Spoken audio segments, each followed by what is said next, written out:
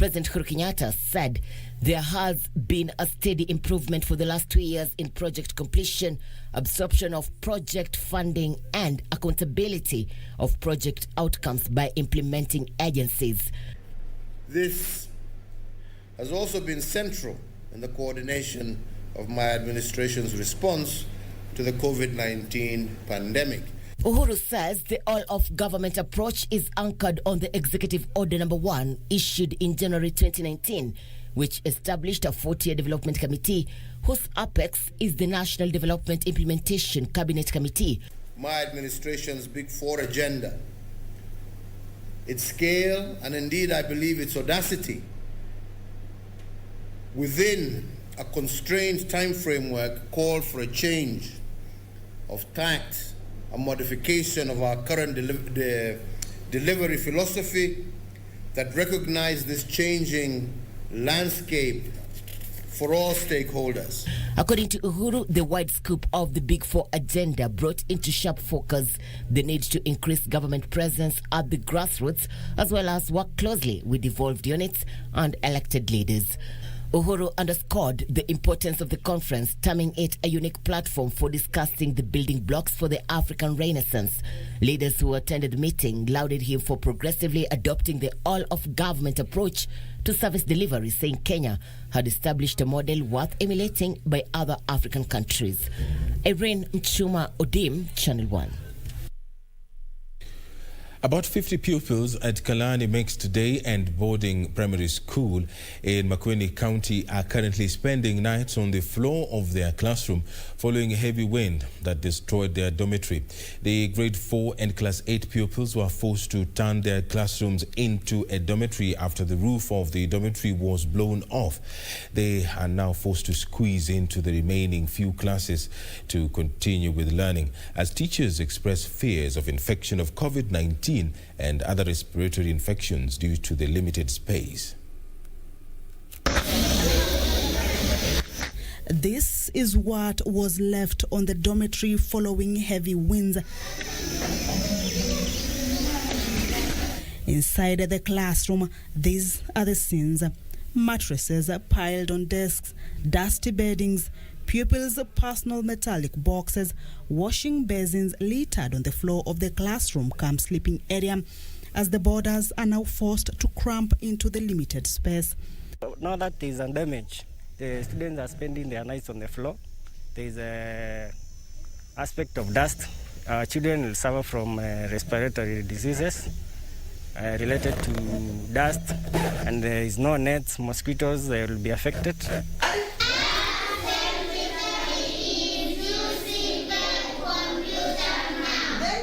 The classroom in itself is in a deplorable state, with the institution's management not sure if the class would remain intact in the event of another natural calamity amid fears of their health. According to the school's head teacher, Sylvester Ngulu, urgent intervention is needed. He says they are currently forced to accommodate more students in the few spaces, making it difficult to ensure social distancing in the school. The damage is too much for the parents actually and the BOM to bear. And that's why we are appealing to the Minister of Education and the national government to assist us actually. And as schools across the country prepare to fully reopen in January 2021, the fate of learners here hangs in the balance if urgent measures are not put in place to salvage the situation. Kamche Menza for Channel 1 News. And in other matters, the government is now looking to validate the untapped traditional herbal medicines as an alternative treatment for ailments as well as COVID-19 disease. This was revealed by National Museums of Kenya Managing Director Mzalendo Kibunja during a consultative forum with a number of herbalists from the Mount Kenya region. Kibunja says the country has for long wasted the opportunity of commercializing local traditional medicine, naming countries like India, China, and Brazil, and America that have leveraged on herbal concoctions to reap big in revenue. Ruben Munka from Narok County is one of the herbalists in the country who are currently pleading for recognition in finding treatment for the COVID-19 disease.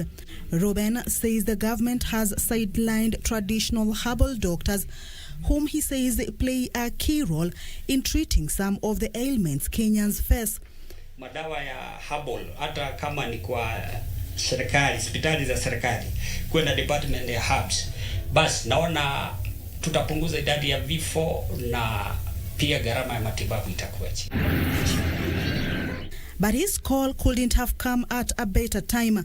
The government says it is about time to tap into the long-neglected herbal sector, according to the National Museums of Kenya Managing Director Mzalendo Kibunja, who met herbalists from Kirinyaga, Meru, Embu and Tharaka Nithi counties who are seeking to partner in commercializing their venture.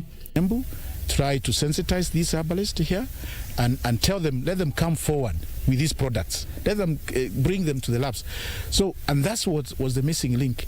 The connection between the herbalist who is making these products, the scientist who is able to tell you the ingredient in this product is this, and then the market. By validating the herbal formulations, the government at the same time is seeking to maximize on the benefits of herbal medicines in treating various ailments, as well as the revenue benefits, as is the case in countries such as China, India, Brazil and America. We have very talented herbalists in this country. Even this COVID we're talking about, I'm sure we can find a cure. But maybe a cure is in Kakamega, maybe a cure in Kirinyaga, maybe a cure in Lodwar, maybe a cure in Marsabit. But we don't have access to it. How do we get that cure to come and get to the whole population?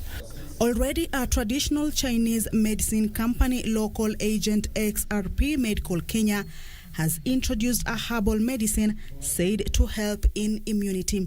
XRP Medical Kenya General Manager Ed Gangugi says the herbal concoction manufactured in China has the ability to treat and manage viral pneumonia and has been approved by relevant government bodies and WHO as fit for human consumption. Recent studies in China have demonstrated its use alone was sufficient to reduce fever symptoms and viral loads at the early stages of viral pneumonia. Kamche Menza for Channel 1 News. Thank you, Kamche Menza, for that report. You are watching Channel 1 News. A quick break here, but don't go anywhere. And you can continue interacting with us on our social media platforms at KBC Channel 1 on Twitter, KBC Channel 1 TV on Facebook. My Twitter handle is at Ed Kabasa. And also we have plenty more on our website, kbc.co.ke. You can also check that out. We're taking a short break. Don't go anywhere. Channel 1 News Hour continues shortly.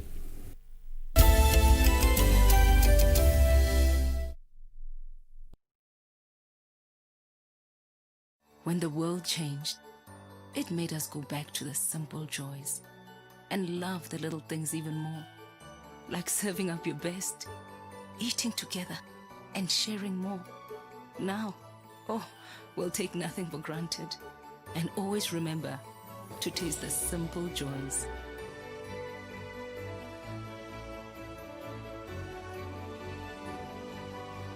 Enjoy the magic of Christmas with Coca-Cola.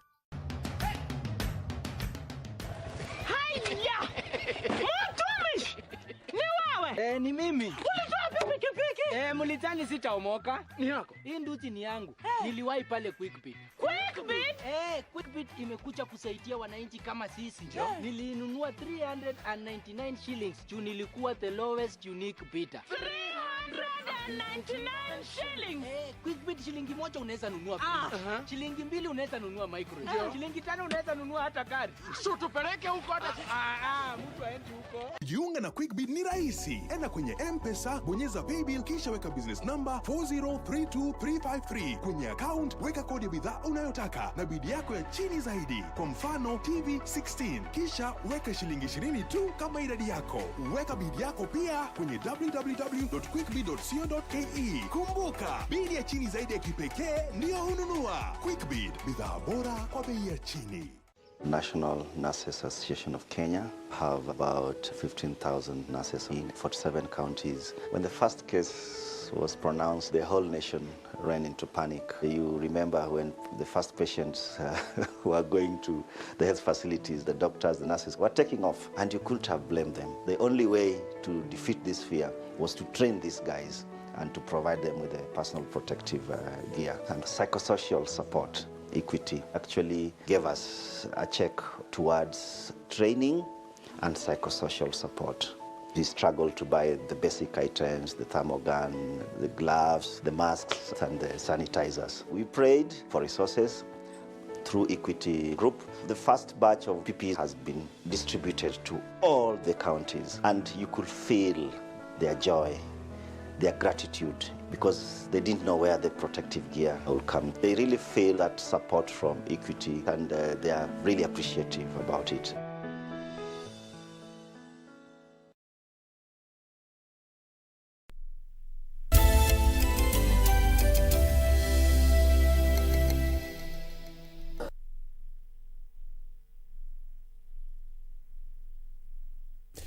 Welcome back to the program.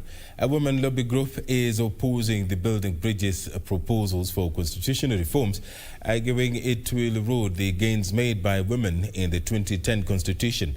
The women say the document is being used to hoodwink women, as it does not outline how the gender issue will be addressed in the National Assembly.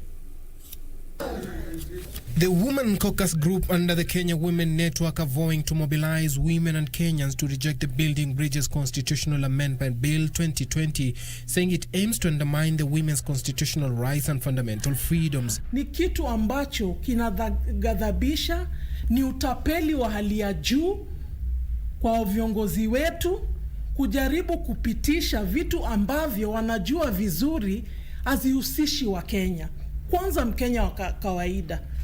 Kwa hivyo ningependa kuomba wamama wote wa Kenya tusimame pamoja tukatae BBI. The women activists poking holes on the report say it will create an imperial presidency and fails to hold duty bearers accountable. The BBI proposals attempt at eroding the fundamental rights and freedoms of Kenyans, especially the women, and propose to reintroduce an imperial presidency and a lack of accountability among the duty bearers. The BBI does not mention how the 2/3 gender principle will be achieved in appointive offices, which include the cabinet, civil service, parastatals, and the diplomatic corps. Let's follow the protocol. Separately, Migori Interfaith Network and Korea West MP Matthias Roby is calling on the government to dissolve and abandon the Building Bridges initiative and use the money to curb the spread of coronavirus. So we cannot put politics at the expense of the sanctity of life. So we are giving the political leaders to go slow and to champion how we can help the lives. Mambo ambayo wanataka kutumia pesa ya Mkenya, wanataka kutumia bilioni 14 mambo ya referendum. Meanwhile, a section of politicians in Nakuru County have insisted on the need for the Building Bridges Task Force to incorporate views of all leaders. Suleiman Yeri, Channel 1 News. The country will be staring at yet another attempt to amend the 2010 constitution through a popular initiative commencing this Wednesday. After the Kuru Court-led Punguza Mizigo initiative flopped due to technicalities in the county assemblies, the Building Bridges initiative, spearheaded by President Uhuru Kenyatta and opposition chief Raila Odinga, will kickstart the collection of the requisite 1 million signatures beginning Wednesday. The team spearheading the latest process has given itself 1 week to amass 4 million signatures to propel the process.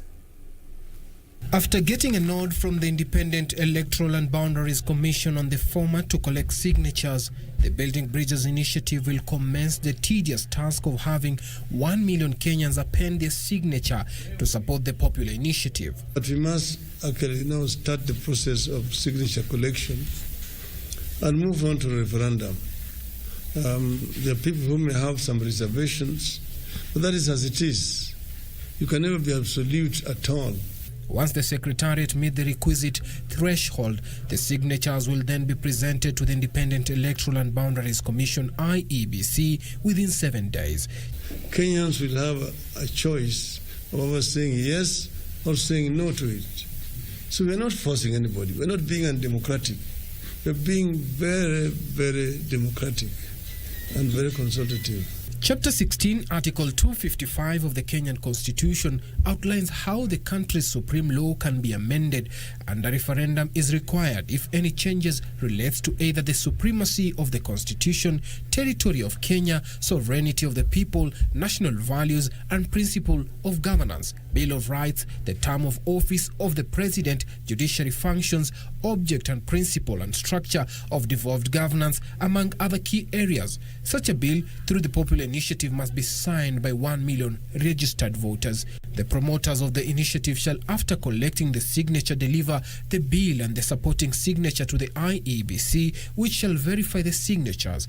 If satisfied, IEBC then submits the bill to each of the 47 county assemblies for consideration within 3 months after the date submitted by the Commission. You collect 1 million signatures, you take them to IEBC for verification, you take them to counties, you achieve 24 counties to support you, then you take it to the people for a referendum.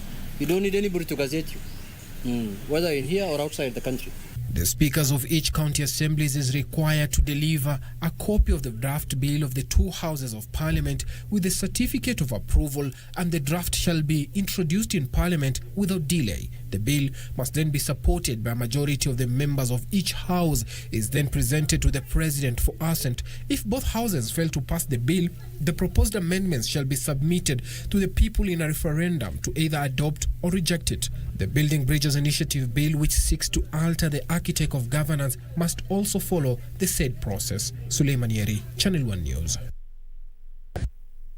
From the BBI to matters security, where the British government has pledged to continue supporting Kenya in the fight against the Al-Shabaab terror gang that has been a thorn in the northern region. The British High Commissioner to Kenya, Jane Marriott, who was in Wajir, said her government will also support Kenya in achieving its development agenda on security, health and education. Speaking in Wajir County after visiting several development projects on security, health and education, the British High Commissioner to Kenya, Jane Marriott, noted that the Queen's government will continue building capacity for security teams along the border in order to foster health and education sectors which have been marred by security challenges.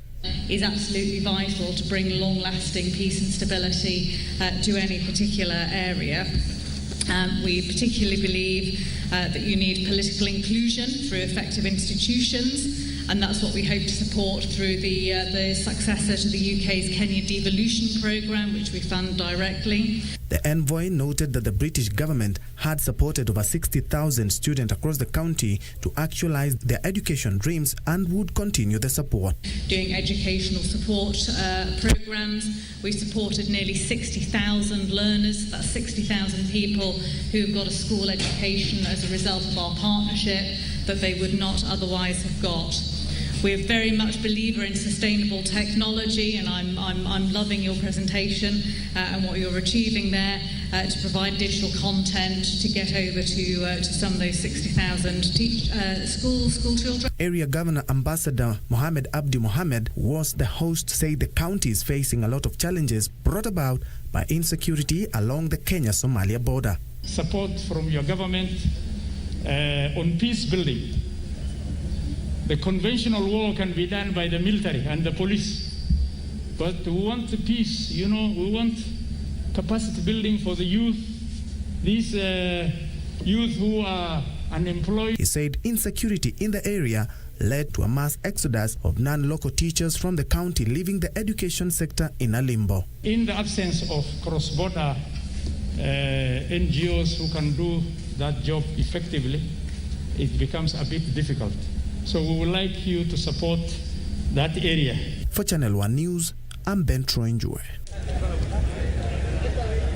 To corridors of justice now.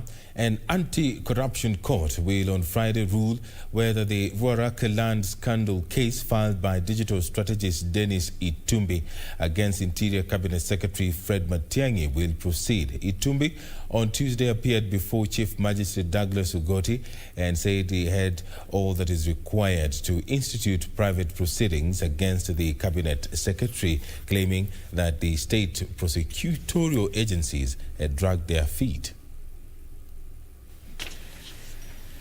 Now, I've said the above is the quorum and representation today and expectations by the DPP.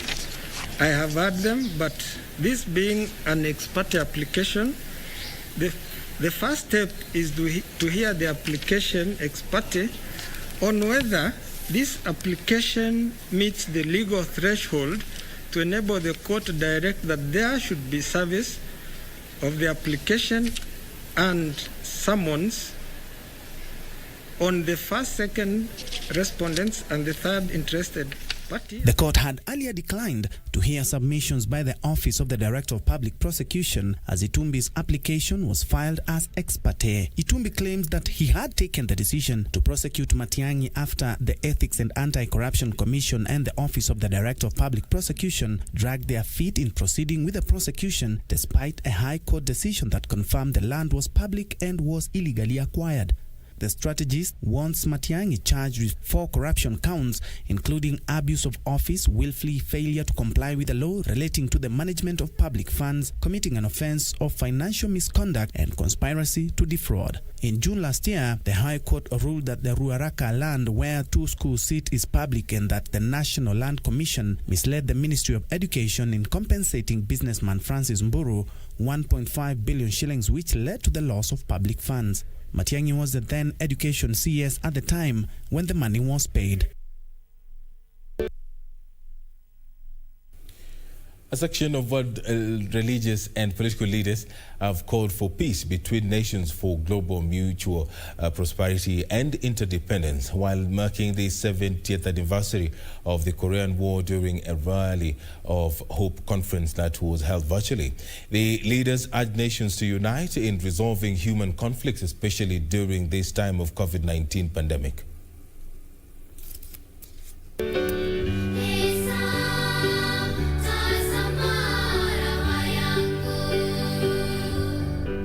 The Rally of Hope conference aimed at building a unified world to lasting peace on interdependence, mutual prosperity, and universal values, virtually brought together hundreds of global leaders in Korea. The leaders noting that global challenges revolve around realms of politics, economy, and religion, and there was need to involve nations in ending human conflicts. This Rally of Hope allows us to collectively think about challenges facing our desire to build a human family. Growing inequalities have created frustration and mistrust, thus leading to greater instability. None of these challenges can be solved in isolation. They are all connected, interconnected, and need global solutions through concerted efforts and cooperation. The religious and political leaders described diplomacy as an important aspect in bridging divisions among nations. Time has come for humanity to come together in unity and harmony. The event was to virtually commemorate the 70th anniversary of the Korean War, which began on June 25th, 1950, in what was perceived as the first military action of the Cold War. Irene Mchuma Odim, Channel 1. And back home, police officers have been challenged to be more responsive to cases of gender-based violence.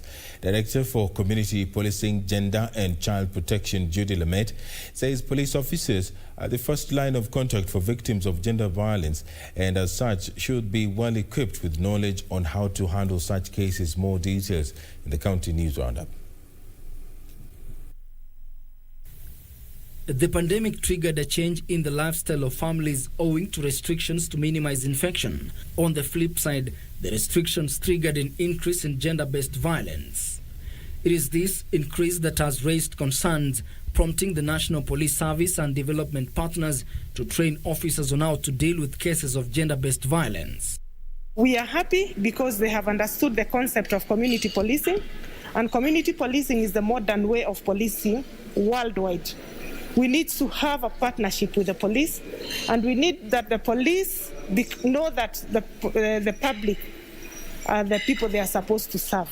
Meanwhile, Cabinet Administrative Secretary for Education Mumina Bonaya says she's satisfied with the preparations put in place by many schools across the country ahead of reopening of schools in January. She was speaking at Isiolo Barracks Primary School after inspecting delivery of new desk program in Isiolo, Samburu and Marsabit counties. We are prepared, of course, to handle where we have got isolated cases. We are ready to handle that and contain it. And I think based on what we've experienced so far in terms of success, having our learners back in class to continue with the studies and also being able to keep them safe, then we are convinced that it would be better. Elsewhere, Nanyuki marks 100 years of existence since it was declared a town by colonial governor. The governor of the colony of Kenya then declared Nanyuki a township, drawing the powers from the East Africa Township Ordinance of 1903. However, residents of Liki and Majengo Estate are demanding to be issued title deeds. Tuko na progress kiasi fulani kwamba Liki na Majengo na kwengineko katika Laikipia hii, ile RRI ilikuwa ya wapate title deeds. Kwa mfano Liki, mambo ya kumalizana na survey na mengine tumetimiza, na kwa hivyo hivi karibuni tutawapatia title deeds zao. Families of 2 people who died at Wanguru Police Station in Mwea East Sub-County have called for thorough investigations to unravel the cause of death of their family members. The families of John Jeru and Martin Musioka have discounted claims that the 2 died due to COVID-19 related ailments as alleged by the police. The families are now asking the Independent Police Oversight Authority to take up the matter and conduct thorough investigations.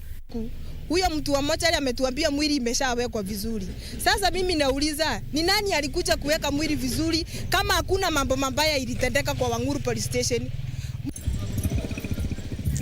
And residents of Kiganjo Estate in Thika Town are demanding for the closure of a local bar. The revelers at the club are alleged to have been beaten to death by the club's security personnel for failing to pay their bills. Residents are now demanding those behind the killing be arrested before the bar can resume its operations. Sisi kama wakaaji wa Kiganjo tumesema COVID haitatuua na tuuliwe na watu, kwa sababu hizo vitu zote mbili si ugonjwa. Hiyo ni kitu ambayo inatengenezwa na watu, na isipokuwa ni hizo vilabu kama zingekuwa zikifungwa kama vilabu zile zingine, kama wale waraia wengine, hizo vifo za hao watu 3 wazingetokea. Kwa hivyo tusikadhibitisha kama wanakufa juu ya kukaa sana huko ama juu ya hiyo pombe wanakunywa pale, lakini tumehakikisha kwamba hizo ndizo mbaya ambao tumeweza kuenda kukimbizana nazo, na tumehakikisha kwamba tumechukua license, na kuna zingine hata hazina license ambao tumeshika hao wenye kuuza na tumewaleta hapa kotini ili waweze kuadhibiwa vilivyo. Finally, a lorry transporting sandalwood worth 12 million shillings was impounded by a multi-agency team at Oldonyiro area in Samburu East along Isiolo Marsabit Road.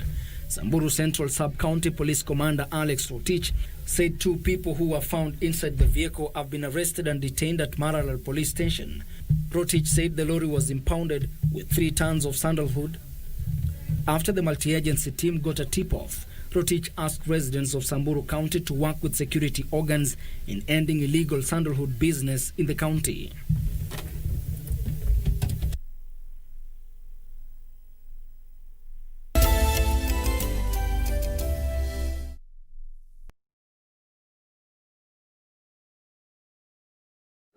It's always a full house this season when the family comes together. To reconnect. One thing we do, we watch GoTV. We love it.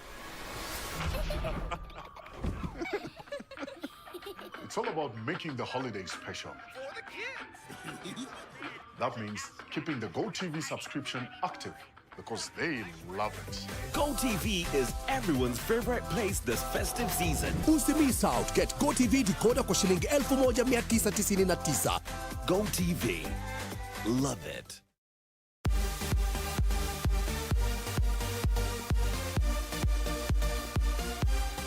They showed their might in the inaugural FIBA African in Mali with the silverware. They are ready to make it even better in the FIBA AfroBasket 2021 qualifiers in Rwanda. Let's rally behind the Kenya Morans as they take on the opposition from Angola, Senegal, and Mozambique from 25th to 27th of November on your true sports partner KBC Channel 1 in their quest for success. This is just the beginning. Save the dates for the best. Next on. Without you, tell me, how can I survive? Though they will try and try and try, they will never conquer I. We have no fear. We are the lions in the jungle. Jamaica, Jamaica. Oh, my reggae, nice and it make ya. Under the pressure, yeah, under the pressure. If you're poor, you'll be taken away now. We cheat and set the car. Next on. Equity Foundation has done a phenomenal job. They put the producers, the suppliers, and the people who are using it together. I was called at Msambweni, a medical training college, and that is where I went and studied under the Beyond Zero Scholarship. I continue to invest in training and skills building of community nurses and health workers by expanding the number of Beyond Zero scholarships from 100 to 200 in the next year. Right now, if you go to any hospital, Mararal, Marsabit, Lamu, all the hospitals, everywhere, everybody's got PPE.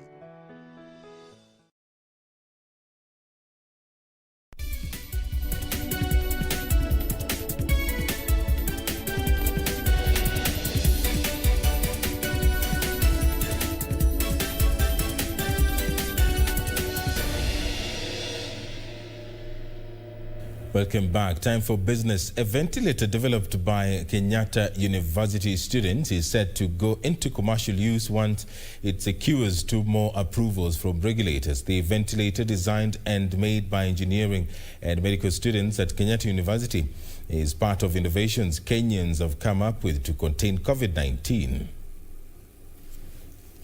When learning institutions were closed, thousands of students went home and waited for the schools to be reopened. For these engineering students at Kenyatta University, they took to brainstorming ideas of helping in the fight against the pandemic. The talks were fruitful. Vice Chancellor pia akapenda, so tukaitwa shuleni chuo kikuu cha Kenyatta, alafu tukaambiwa tutapewa space na pia support ya kuifanya reality, because by then it was just an idea. To deliver a machine that would meet the international standards, they needed guidance from seniors with hands-on medical experience. Chuo kikuu cha Kenyatta pia kikabuni kamati ya professionals, so kutoka various departments, nursing, medicine, pharmacy na engineering. So they were mentors. Kazi yao ilikuwa because they have experience in the field. It took 3 versions to get to the final version that has so far been approved by the Kenya Bureau of Standards. The ventilator is not yet in the market for use by hospitals, since 2 more approvals are pending, such as one from the Kenya Pharmacy and Poisons Board. Tunangojea barua kutoka kwa Pharmacy and Poisons Board. Ndio kutoka hapo kifaa chetu kiende hospitali na kitasaidia watu wengi. Betty Kiptum, Channel 1 Business. About the quality and use of meat products has often led to consumption of unsafe meat and high costs passed on to consumers from losses in the value chain. To bridge this gap, the Retail Tradersation of Kenya and the Meat and Livestock Exporters Industry Council of Kenya have partnered to promote safe handling and consumption of meat in the country. Food safety experts estimate that Kenya loses over 100 billion shillings annually to consumption of unsafe foods. This is manifested in, among others, the number of man-hours lost during illness and medical costs. The Retail Trade Association of Kenya and the Meat and Livestock Exporters Industry Council of Kenya have now resolved to start a national conversation to educate consumers on the attributes of safe meat. We're looking to start a national conversation that will lead the consumer to start asking for safer meat and to start looking for quality in meat. We are trying to do a lot in terms of revolutionizing the industry, not just from consumption, but also from production. Exporters raised concern that standards are enforced by the export markets but highly ignored locally. What we export is not more than 10 billion shillings worth of meat, as opposed to the 330 billion that is consumed locally. So we do a lot of work locally. It's just that we are focusing on both export and local. We are trying to bring export standards to the local market. Kenya's meat is ranked among the most expensive per kilo globally, mainly because of lack of modernization in the value chain. For instance, the sector records up to 50% mortality losses from birth to sale of livestock and about 12% post-harvest losses of meat. The costs are inevitably borne by the consumer. Under the MOU, the associations committed to short, medium and long-term objectives that they hope will modernize the local meat market, improve on quality of meat and enhance consumption of more affordable and safe meat by all consumers. We came back down to the value chain to try and sort out production, and that's why we're partnering with counties. We are partnering with several county governments. We are partnering with Kwale County in terms of production. We are partnering with Mombasa County in terms of consumption. Let's look at when was it slaughtered, how was it grown, where was it sourced. Color does not always indicate good meat. So the fact that it's nice, bright and red does not give you the guarantee that it is red. Betty Kiptum, Channel 1 Business. And in other matters, the outbreak of COVID-19 has helped push uptake of electronics used for hygiene, such as the washing machine, with Kenyans now preferring those with the latest technology and energy efficiency. LG Electronics says the firm has introduced a machine that eliminates allergens which affect the respiratory system, such as dust, smoke or tear gas. The outbreak of COVID-19 has underscored the importance of taking care of one's respiratory system. Premised on this, LG Electronics has introduced into the market a washing machine that seeks to eliminate allergens from the clothes. Content manager William Kamore says the steam function on the washer removes dirt and substances attached to the clothes that could cause allergic reaction or affect your breathing system. Your clothes, when you go out, they might get a lot of dust, smoke, even smoke, dust, even let's say tear gas. And what it does is that, you know, if all these things are on your clothes, it will affect your respiratory system. And especially at this time, you want to take care of our respiratory system. A survey by the firm indicates that Kenyans' top 4 considerations when it comes to washing machines are that it has to be technologically savvy, care for the fabric, energy efficiency and durability. It has a new technology about the direct drive motor that features artificial intelligence. And how the artificial intelligence works on this washing machine is that it automatically detects the clothes weight and also the fabric characteristic. And the benefit you get is you get 18% more better fabric care for your clothes. Kamore says there has been a steady increase in demand for electronic products on hygiene after the outbreak of COVID-19 as Kenyans embrace products to help reduce contamination. In other matters, corruption is threatening to roll back gains secured after the adoption of the devolved system of governance. Devolution Cabinet Secretary Eugene Wamalwa is calling for enhanced collaboration between government agencies and professional bodies such as the Institute of Certified Public Accountants of Kenya to tame the vice.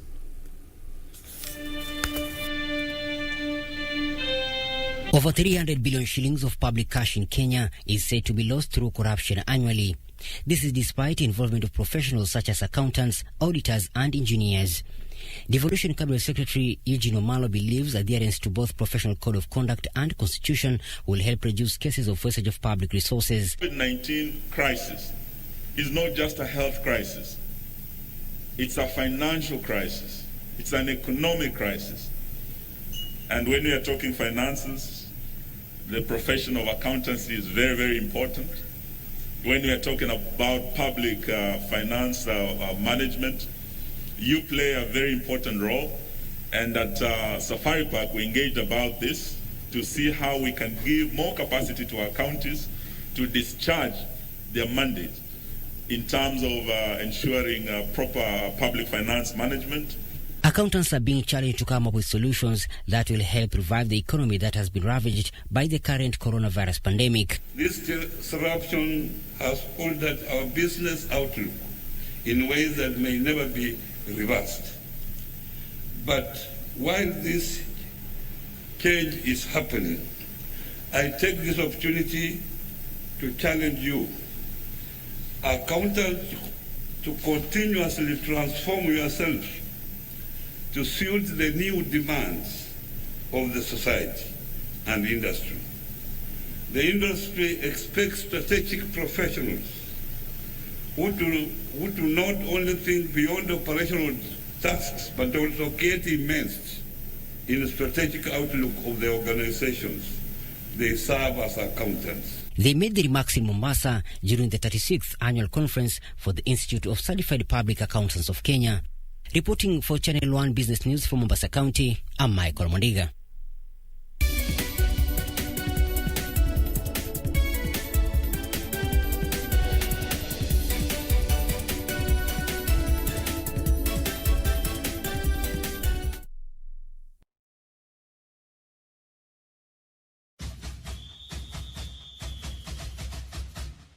It is an all-Egyptian affair and a first for CAF as two home teams face each other in the final of the 2020 CAF Champions League in Alexandria. Al Ahly will be all out to maintain their dominance in the elite African clubs competition against their arch rivals Zamalek, who are raring for a fight to the death. You cannot afford to miss this thriller on the 27th of November only on your true sports partner, KBC Channel 1 from 10 p.m. We have a lot in store for you. Be on the lookout.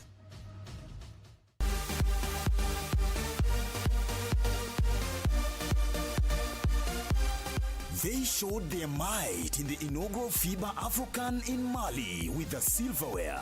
They are ready to make it even better in the FIBA AfroBasket 2021 qualifiers in Rwanda. Let's rally behind the Kenya Morans as they take on the opposition from Angola, Senegal, and Mozambique from 25th to 27th of November on your true sports partner KBC Channel 1 in their quest for success. This is just the beginning. Save the dates for the best.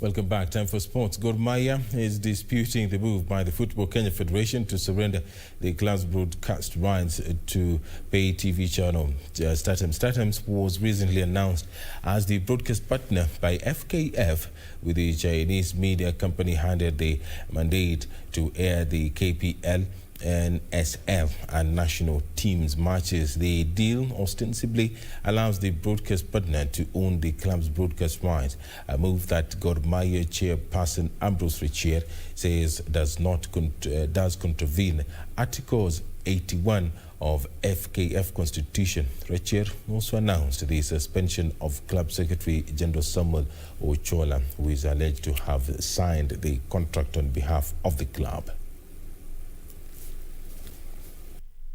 Owns such rights as its intellectual property, and it is only the club that has the locus standi, meaning the legal position or legal authority to cede them or to grant them to a third party. I hope that is very, very clear. We as a club own the broadcast rights. Football Kenya Federation has no authority whatsoever, and I repeat, the Football Kenya Federation has no authority whatsoever to enter into any contract with any person purporting to grant such party our broadcast rights. Article 81 of the Football Federation Constitution does not confer such rights to the Federation. They have resorted to coercing, intimidating, blackmailing clubs to procure the endorsement of the agreement they entered into illegally with StarTimes Media. But we have remained, as Gor Mahia, we have remained adamant in our position.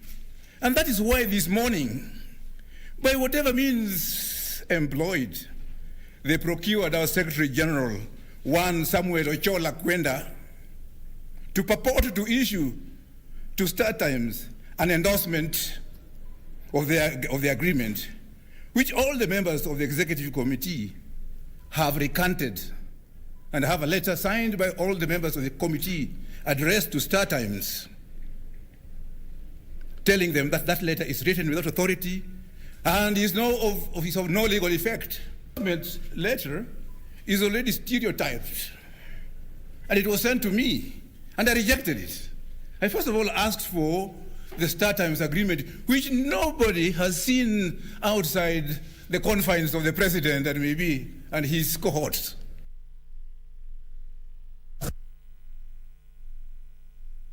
And in other matters, World Rally Championship President Jean Todt has said he's satisfied with Kenya's preparations towards the World Safari Rally Championship that Kenya will be hosting next year. Todt is on a 3-day visit to the country to assess the progress that has been made so far.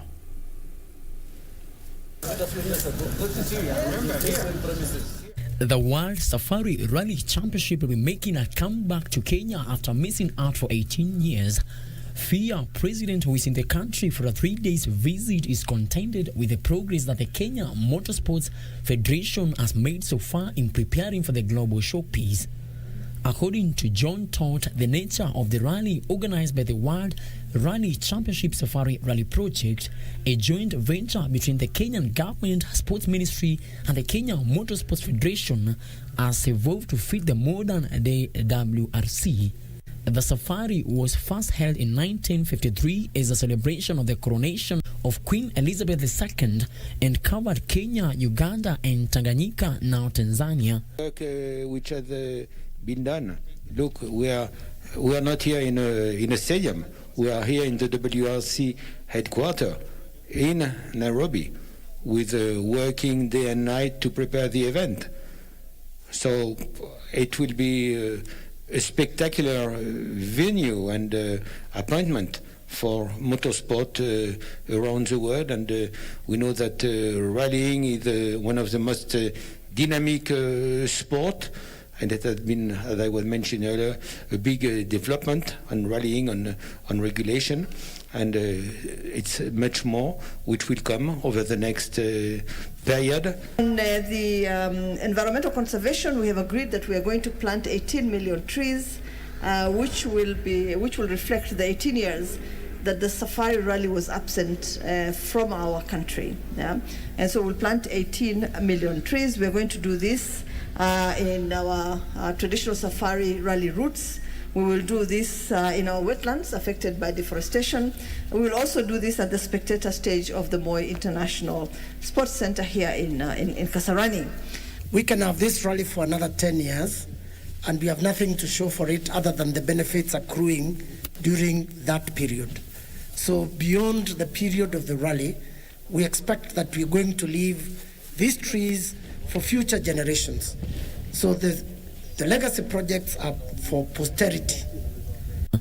The rally will be based in Nairobi, with the service park and stages located near Lakes Naivasha and Elementaita, northwest of the city in the Great Rift Valley. Frederick Mwoki for Channel 1 Sports. National basketball team Morant will face Senegal in their opening match of the AfroBasket qualifiers tomorrow in Kigali, Rwanda. The team will then take on Angola and Mozambique in their next 2 fixtures. In a build-up match to the tournament, Morant narrowly defeated South Sudan 68-66 earlier today. All the Kenyan Morant matches will be televised live on KBC Channel 1. National basket team Morans will tomorrow face Senegal in their opening match of the Afro-Basket qualifiers in Kigali, Rwanda, then play Angola and Mozambique in their other group matches on Thursday and Friday, respectively. Kenya defeated South Sudan in the final match of the pre-qualification games last year in Nairobi to book a place in the Afro-Basket qualifiers. It is the same South Sudan that Kenya has defeated 68-66 in a friendly match played today. Defending champions Tunisia headline Pool A alongside the Central African Republic, Madagascar and the Democratic Republic of Congo. Group C consists of hosts Rwanda, Nigeria, Mali and Algeria, while Group E has Egypt, Morocco, Uganda and Cape Verde.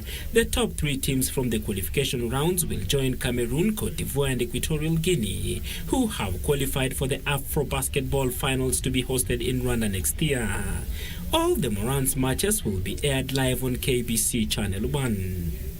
Meanwhile, world half-marathon record holder Perez Jepchirchir enhanced her chances of clinching this year's Female World Athlete of the Year award after she was shortlisted in the final 5 athletes who will battle out for the award. Jepchirchir broke her own world record at the World Athletics Half-Marathon Championship in Poland this year, crossing the finish line in 1 hour, 5 minutes and 16 seconds. Other athletes who have been shortlisted include Netherlands' Sifan Hassan, Yulimar Rogers of Venezuela, Elaine Thompson-Herah of Jamaica and Ethiopia's Lentesebet Gide. Jepchirchir will be the only Kenyan who will be vying for the award after Timothy Cheruiyot was locked out of the final 5 in the men's category. The World Athletics Awards 2020 will be staged virtually on the 5th of December.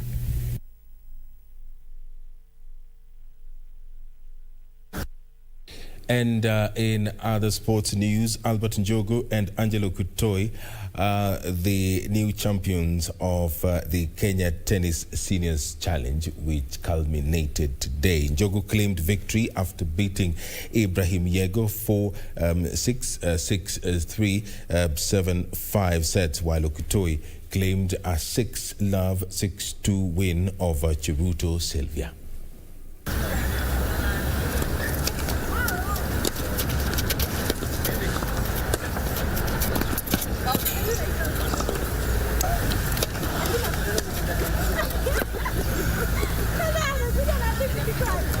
Gonga huko hii ball.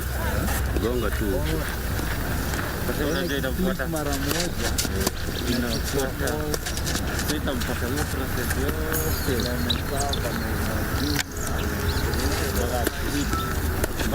This week we have organized Tennis Kenya Seniors Challenge Series. We want to see how we can run events with the government guidelines that have been released.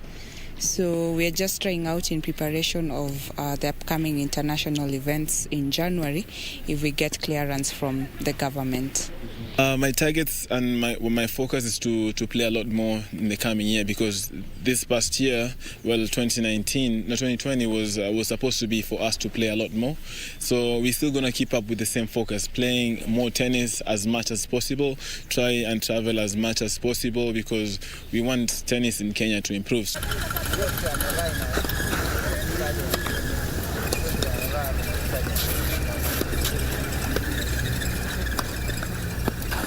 Ahmed Salah is back in training and could face Atalanta in the Champions League on Wednesday. The 28-year-old missed Sunday's 3-0 win over Leicester after testing positive for coronavirus while on international duty with Egypt. But he has since tested negative and took part in training on Monday. Liverpool have a 100% record in this season's Champions League and will reach the last 16 if they beat their Serie A opponents. Here is the full fixture of matches for today and tomorrow.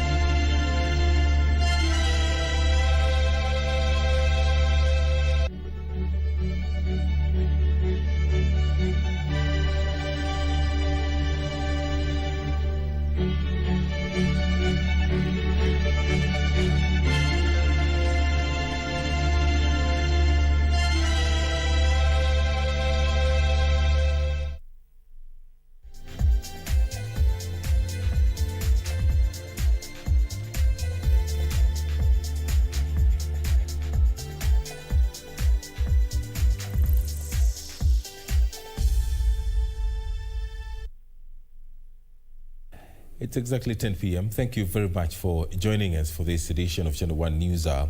On behalf of the team here, my name is Edward Kabasa. Simon Karotha has been our sign language interpreter. And as always, you can stay up to date with breaking news on Twitter at KBC Channel 1 and on our website, kbc.co.ke.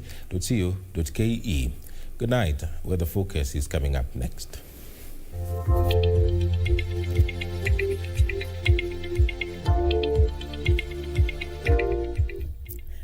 Good evening and a very warm welcome to Channel 1 Weather Updates. My name is Irene Mchuma Odem.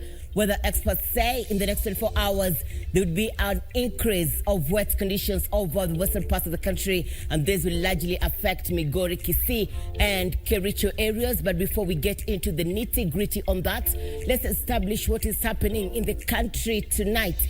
And the northern parts of the country and the southeastern lowlands are currently covered with partly cloudy conditions. This, as the rest of the country is experiencing scattered wet conditions, and that is how the nights will be. Tomorrow, waking up to rains in Meru and Nyeri, but this will be over a few places. Though the capital will be cloudy during the morning hours, we're expecting sunny intervals to prevail. The northern parts of the country, the northeastern, would largely experience sunny intervals, but there'll be rains in Mandera and areas around that town. The coastal strip will experience cloudy weather conditions with scattered wet conditions during the morning hours.